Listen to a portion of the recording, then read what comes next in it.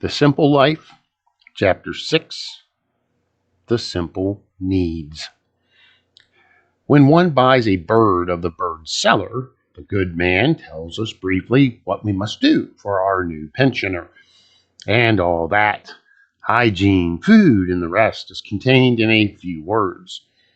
To sum up in the same way the essential needs of the greater part of beings, a few summary indications will suffice. Their rule is in general of an extreme simplicity, and so long as they follow it, they keep in good health, like children who obey Mother Nature. Let them step aside, and complications arise. The health suffers. Gaiety disappears. Simple and natural life alone can maintain an organism at its fullest vigor. By failing to remember this elementary principle, we fall into strange aberrations. What does a man need for his material life in the best possible conditions? A healthy diet, simple garments, salubrious dwelling, and air and movement. I shall not enter into the details of hygiene, nor compose menus, nor indicate what kind of a house he should occupy, nor the cut of his clothes. My aim is to mark a direction and to say what advantage there is for each one in order to order his life in a spirit of simplicity. To assure ourselves that this spirit does not reign enough in our social life, it suffices to see how men of all classes live. Ask different individuals from different classes of life this question: what do you need to live? You will hear what they answer. There is nothing more instructive than that. For some autochtones of Parisian asphalt, there is no life possible outside a certain region circumscribed by a few boulevards. There the air is breathable, the light bright, the temperature normal, the classic kitchen, and all one desires of so many other things without which it would be scarcely worthwhile to promenade on this rounding machine of ours, the world. To the different rungs on the ladder of bourgeois life, they answer to the question of what they need to live by a cipher, varying according to the degree of ambition or education, and by education one understands most often the external habits of life, the way they are lodged, fed, and clothed, an education all on the surface. Understood a certain income of profit or salary, life becomes possible. Below that, it is impossible. We have seen people commit suicide because their means have fallen below a certain minimum. They preferred to disappear rather than to restrain themselves. Note that this minimum, the cause of their despair, would have been very acceptable to others of less exacting needs and enviable for people of modest tastes. In the mountains, the flora change according to the altitude. There is the region of ordinary cultivation, that of forest, that of pasturages, and that of bare rocks and glaciers. After leaving a certain zone, we find no more wheat, while the vine prospers.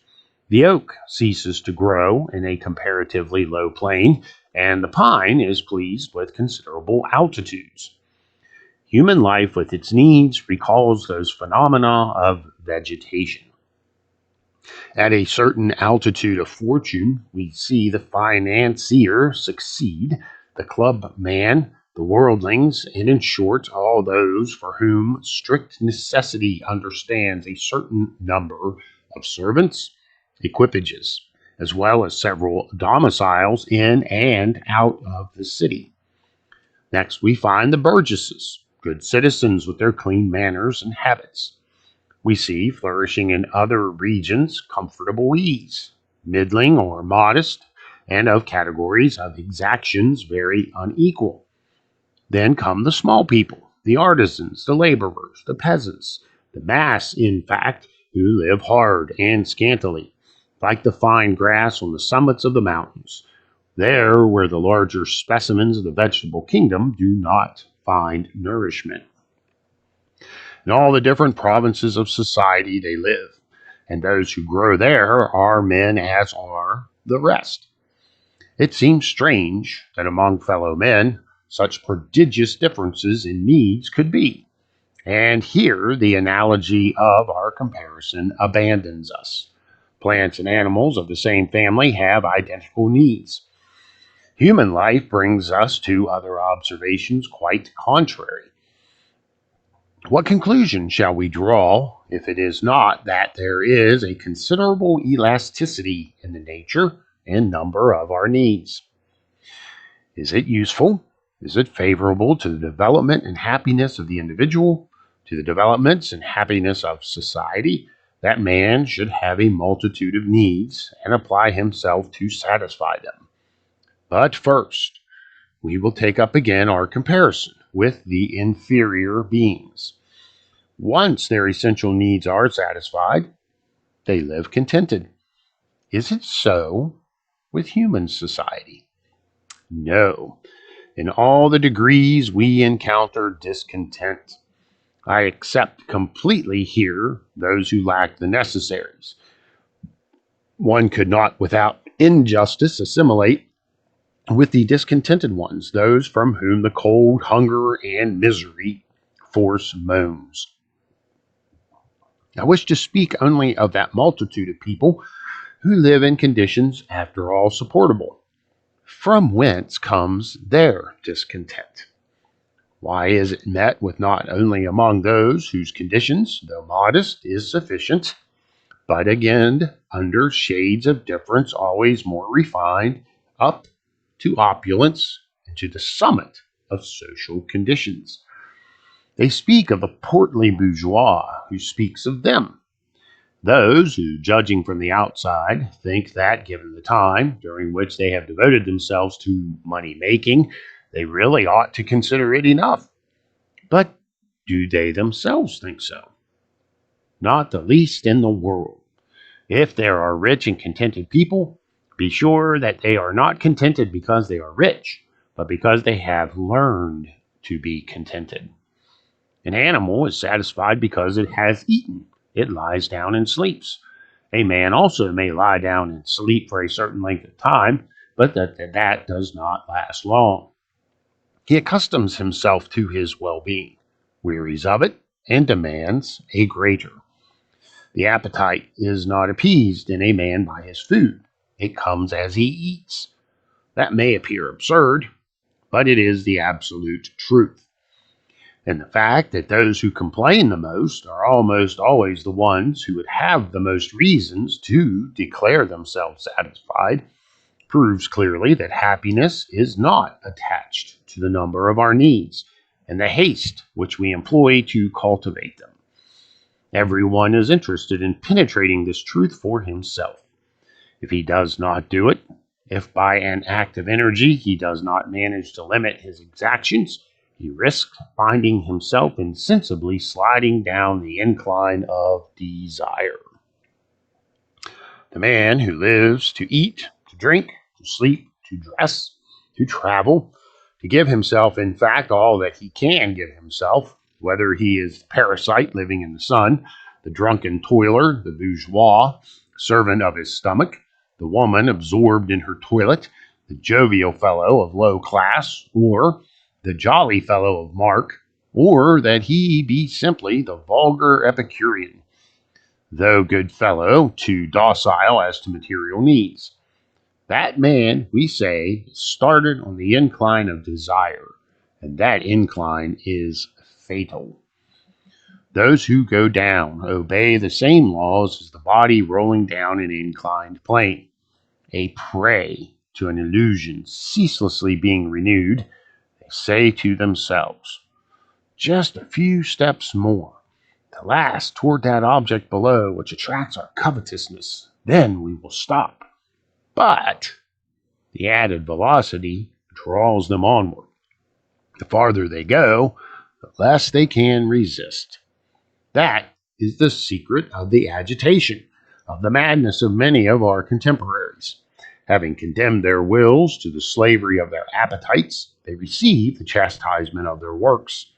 They are delivered to savage and implacable desires, which eat their flesh, crush their bones, drink their blood, and are never satisfied.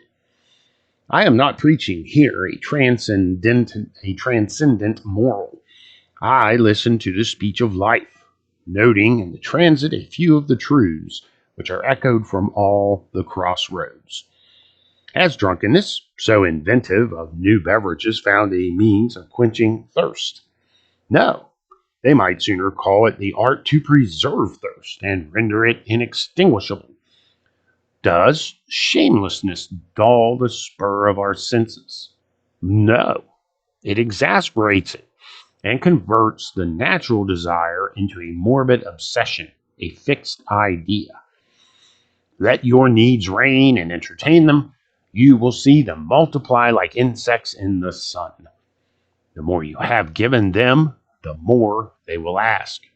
He is insensate who seeks happiness in only well-being. It would be as easy to undertake to fill the tank of Danaids. To those who have millions, lack other millions. To those who have thousands, they lack thousands. Others lack pieces of 20 francs or 100 sous.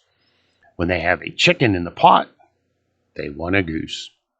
When they have the goose, they would have a turkey, and so on. They will never learn how terrible that tendency is. There are too many small ones who would imitate the great. Too many toilers who ape the bourgeois too. Too many of the daughters of the people who try to appear young ladies. Too many small employees who pretend to be clubmen and sportsmen. And in the class of comfortable ease and among the rich, too many persons forget that what they possess could be better employed than in giving themselves all sorts of pleasures, only to find, after all, that they never have enough of them. Our needs for being servants, as they should be, have become a crowd, turbulent and undisciplined, a legion of tyrants on tiptoe. One cannot better compare the man who is a slave to his needs than with a bear, which has a ring through his nose, in which they make dance at will. The comparison is not flattering, but admit that it is true. It is by their needs that they are drawn. So many men to struggle, shout, and talk of liberty, of progress, and I know not what else. They do not know how to take one step in life without asking if that will not annoy their masters. How many men and women have gone nearer and nearer even to dishonesty, for the sole reason that they had too many needs and could not resign themselves to live simply. There are many pensioners in the prison cells at Mazas who could tell us many things on the danger of too exacting needs. Let me tell you the story of a good man I knew. He loved his wife and children tenderly and lived in France from the results of his labor in a comfortable ease, but which was far from sufficing for the luxurious needs of his wife. Always short of money, whereas he could have lived comfortably with a little simplicity, he ended by exiling himself to a distant colony where he earns much money, leaving his family in the mother country. I do not know what that unfortunate man must think there, so far away, but his family has a finer apartment, handsomer clothes, and a sort of an equipage. For the moment, their contentment is extreme, but they will soon be accustomed to this luxury, which is, after all, rudimentary. In a short time, Madame will find her furniture mean and her carriage poor. If that man loves his wife, as we cannot doubt he does, he would emigrate to the moon to earn a larger salary. Elsewhere, the roles are reversed, and it is the woman and the children who are sacrificed to the voracious needs of the head of the family, whose irregular life, gaming, and many other costly follies cause him to forget his duties. Between his appetites and his paternal position, he has decided for the first, and slowly he drifts toward the vilest egotism. This forgetfulness of all dignity, this progressive paralysis of noble sentiments, is not found among the gamesters of the wealthy class alone. The man of the people is also attacked by it. I know many little families where happiness might reign, but where you will see a poor mother of a family who has but grief and sorrow day and night, children without shoes, and often great anxiety for the daily bread. Why? Because the father must have too much money, not to speak of the expense in alcohol. Everyone knows the proportions it has reached in the last 20 years. The sums swallowed in this mighty gulf are fabulous, double the ransom of the War of 1870. How many legitimate needs could be satisfied with what is thrown away in pasturage to fictitious needs? The reign of needs is not that of joint good. Quite the contrary. The more things a man must have for himself, the less will he do for his neighbor, even for those who are attached to him by the ties of blood. Diminution of happiness, independence, moral delicacy, even the sentiments of solidarity, such is the result of the reign of needs. One could add a multitude of other evils, which the least is not the shaking of the public fortune and health. The societies which have the greatest needs absorb themselves in the present and sacrifice to it the conquest of the past and the immortal future. After us, the deluge. To raise the forests, to have the money for them, eat one's wheat in the tender blade, destroy in one day the fruit of a long labor, burn the furniture to warm themselves, load the future with debts to make the present moment agreeable, to live by expedients, to sow difficulties for the morrow, sickness, ruin, envy, hatreds. We should never finish if we would enumerate all the misdeeds of this dreadful reign. On the contrary, if we hold to simple needs, we avoid all these discomforts, and we replace them by a multitude of advantages. It is an old story that sobriety and temperance are the best guardians of health. To him who observes them, they spare him many of those miseries which sadden existence. They assure him health, love of action, and intellectual equilibrium. Whether it relates to his food, his clothing, his habitation, simplicity of taste is, besides, a source of independence and security.